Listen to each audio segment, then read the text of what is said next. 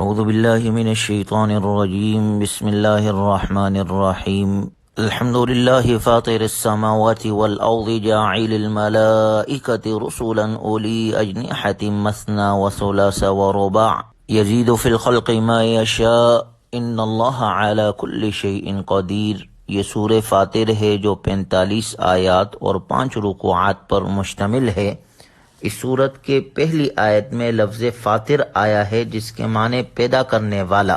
فاطر السماوات والارض، آسمانوں اور زمین کا پیدا کرنے والا۔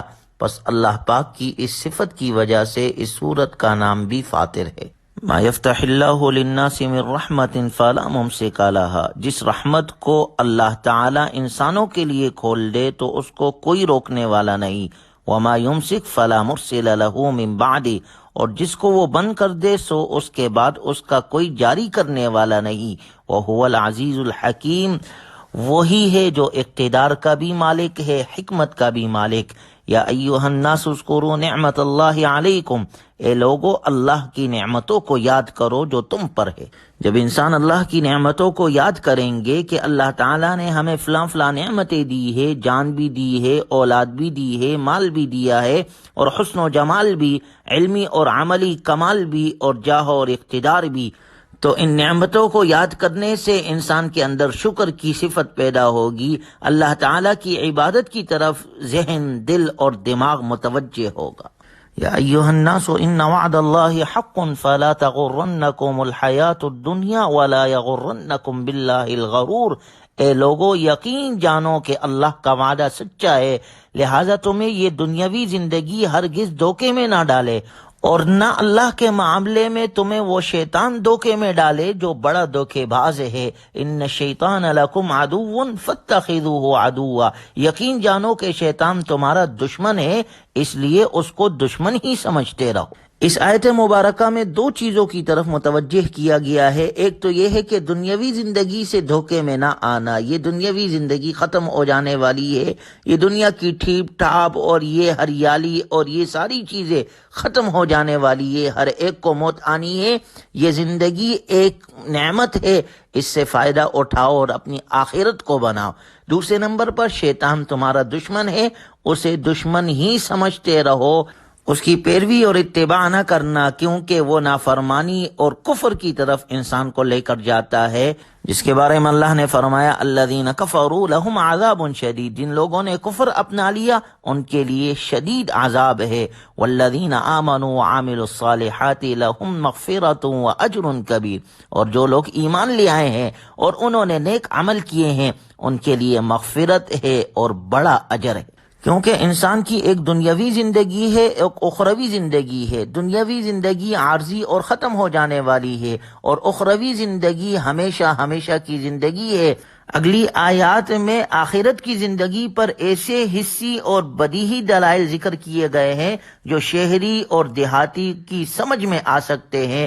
بتلایا گیا ہے وہی اللہ ہے۔ ارسل الریاح فتثیر سحابا فسقناہ الی بلد میت فاحیینا به الارض بعد موتها كذلك النشور، وہی اللہ ہے جو ہوائیں بھیجتا ہے، پھر وہ بادلوں کو اٹھاتی ہے، پھر ہم انہیں ہنکا کر ایک ایسے شہر کی طرف لے جاتے ہیں جو قحط سے مردہ ہو چکا ہوتا ہے، پھر ہم اس بارش کے ذریعے سے مردہ زمین کو نئی زندگی عطا کرتے ہیں۔ بس اسی طرح انسانوں کی دوسری زندگی ہوگی، یعنی جس طرح اللہ تبارک و تعالی مردہ زمین کو زندہ کر دیتا ہے بارش کے ذریعے سے، اسی طرح اللہ تعالی انسانوں کو دوبارہ زندہ کرے گا، قبروں سے زندہ کر کے نکالے گا، اور یہ اللہ کے لیے کوئی مشکل نہیں۔ من کان یرید العزة فللہ العزة جمیعا، جو شخص عزت حاصل کرنا چاہتا ہے تو تمام تر عزت اللہ کے قبضے میں ہے۔ ہر انسان عزت کا طلبگار ہے، لوگ دنیا میں عزت چاہتے ہیں، ان کا خیال ہے کہ بڑے بن کر رہیں اور اس کے ذریعے دنیاوی مصائب اور مشکلات سے بھی بچنا چاہتے ہیں۔ اس بارے میں وہ کبھی غیر اللہ کی طرف بھی متوجہ ہوتے ہیں اور مخلوق کو راضی کرنے کے لیے ایسے اعمال کرتے ہیں جن سے خالق کائنات رب ذوالجلال راضی نہیں ہے۔ ایسے لوگوں کو متنبہ کیا جا رہا ہے، انہیں بتایا جا رہا ہے فَلِلَّهِ الْعِزَّةُ جَمِيعًا، یعنی جسے عزت چاہیے تو وہ اللہ سے مانگے، وہ اللہ، وہ عزیز ہے، وہ ساری عزت اس کے لیے ہے۔ اپنی مخلوق میں سے اللہ جس کو چاہے عزت دے سکتا ہے اور جس کی عزت چاہے کم کر سکتا ہے اور ختم کر سکتا ہے، لہٰذا اللہ ہی کی فرمانبرداری کرے اور اسی سے سب کچھ مانگے۔ وَلِلَّهِ الْعِزَّةُ وَلِرَسُولِهِ وَلِلْمُؤْمِنِينَ وَلَكِنَّ الْمُنَافِقِينَ لَا يَعْلَمُونَ، اور عزت تو اللہ ہی کے لیے ہے اور اللہ کے رسول کے لیے ہے اور مؤمنوں کے لیے ہے، لیکن منافق نہیں جانتے۔ عزت ایمان اور عمل صالح میں ہے۔ الیہ یصعد الکلم الطیب والعمل الصالح یرفعہ، اور ہر اچھے کلمے اس کی طرف پہنچتے ہیں، یعنی اللہ تعالیٰ ان کو قبول فرماتا ہے۔ اچھے کلمات سے مراد لا الہ الا اللہ، سبحان اللہ، الحمدللہ، اللہ اکبر، یہ سب شامل ہے۔ اور عمل صالح، نیک عمل انہیں بلند کرتا ہے۔ اللہ کے ہاں درجات نیک اعمال کی بنیاد پر ہے۔ آخرت میں مقام ایمان اور نیک اعمال کی بنیاد پر درجات ملیں گے۔ والذین یمکرون السیئات لہم عذاب شدید، اور جو لوگ بری بری مکاریاں کر رہے ہیں ان کو سخت عذاب ہوگا۔ ومکر اولئک ھو یبور، اور ان کی مکاری ہی ہے جو ملیا میٹ ہو جائے گی۔ واللہ خلقکم من تراب، اور اللہ نے تمہیں مٹی سے پیدا کیا، یعنی انسان کی ابتدا حضرت آدم علیہ السلام کی تخلیق مٹی سے ہے۔ ثم من نطفہ، پھر اللہ نے فرمایا ہم نے تمہیں نطفے سے پیدا کیا، مراد یہ ہے اس کے بعد نسل انسانی کا سلسلہ اس کے ذریعے برقرار رکھا۔ ثم جعلکم ازواجا، پھر تمہیں جوڑا بنایا، یعنی مرد بھی پیدا فرمائے اور عورتیں بھی، جو ایک دوسرے کی زوجیت میں آتے ہیں اور ان سے اولاد پیدا ہوتی ہے۔ وما تحمل من انثى ولا تضع الا بعلمه، جس کسی عورت کو حمل قرار پا جاتا ہے اور جو بھی کوئی عورت بچہ جنتی ہے وہ سب اللہ کے علم میں ہوتا ہے۔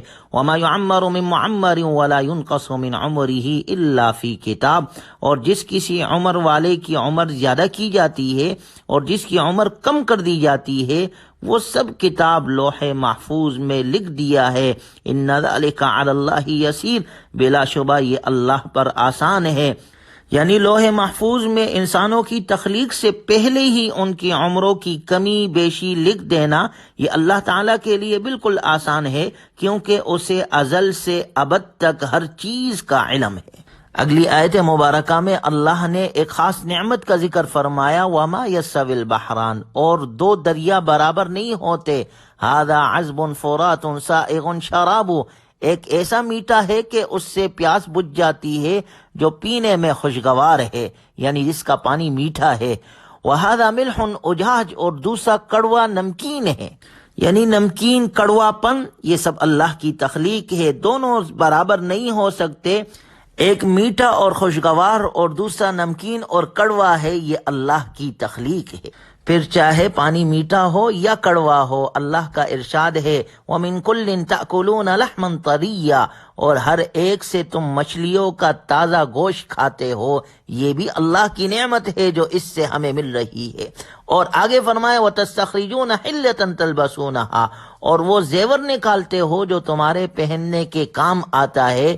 گویا اسی پانی سے کھانے کے لیے مچھلیاں مل رہی ہے اور اسی پانی سے زیورات بھی انسان کو مل رہے ہیں۔ اور وَتَرَى الْفُلْكَ فِيهِ مَوَاخِرَ لِتَبْتَغُوا مِنْ فَضْلِهِ وَلَعَلَّكُمْ تَشْكُرُونَ، اور تم کشتیوں کو دیکھتے ہو کہ وہ پانی کو پھاڑتے ہوئے چلتی ہے تاکہ تم اللہ کا فضل تلاش کرو۔ گویا ان کشتیوں کا، ان جہازوں کا پانی میں چلنا اللہ کی نعمت ہے اور بہت بڑی نعمت ہے۔ ان کے ذریعے سے دور دراز ملکوں کے سفر ہوتے ہیں، ایک بر اعظم سے دوسرے بر اعظم تک مال پہنچایا جاتا ہے۔ دنیا کے اندر سب سے زیادہ جو تجارت ہوتی ہے ایک ملک سے دوسرے ملک کی طرف، وہ انہی سمندری راستوں سے، انہی جہازوں سے، سمندری جہازوں سے کی جاتی ہے، اور طرح طرح سے منافع حاصل کیے جاتے ہیں، اموال لائے جاتے ہیں، کھانے پینے کی اشیاء، ضروریات اس کے ذریعے سے ایک ملک دوسرے ملک کی طرف منتقل کی جاتی ہے۔ اس لیے فرمایا گیا لِتَبْتَغُوا مِنْ فَضْلِهِ، تاکہ تم اللہ کے فضل کو تلاش کرو، اور جب اس کی نعمتیں استعمال کرو تو اس کا شکر بھی ادا کرو۔ آخر میں اسی لیے یاد دہانی فرمائی وَلَعَلَّكُمْ تَشْكُرُونَ۔ اللہ تعالی ہمیں نعمتوں پر شکر ادا کرنے والا بنائے، قرآنی تعلیمات اور جناب رسول اللہ صلی اللہ علیہ وسلم کی سنتوں کے مطابق اللہ تعالی ہمیں اپنی بقیہ زندگی گزارنے کی توفیق عطا فرمائے۔ وآخر دعوانا ان الحمد للہ رب العالمین۔